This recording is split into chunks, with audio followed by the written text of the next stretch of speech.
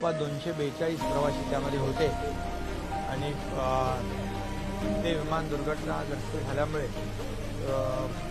242 प्रवाशांचं दुःखद मृत्यू त्यामध्ये झाला आणि आणखी काही जिथं पडलं त्या ठिकाणी देखील काही कॅज्युअलिटी झाली आहे। हे अतिशय दुर्दैवी घटना घडलेली आहे आणि अतिशय वेदनादायी ही दुर्घटना आहे। एकाच वेळेस एवढ्या मोठ्या प्रमाणावर लोकांचा मृत्यू होणं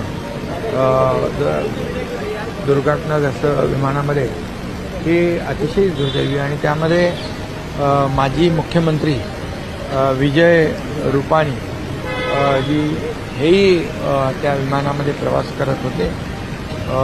खरं म्हणजे त्यांचाही दुर्दैवी मृत्यू त्यामध्ये झाला आहे। महाराष्ट्रातले देखील काही प्रवासी त्यामध्ये होते। ती अतिशय मनाला अतिशय दुःख देणारी आणि वेदना देणारी अशी मोठी दुर्घटना झालेली आहे। मी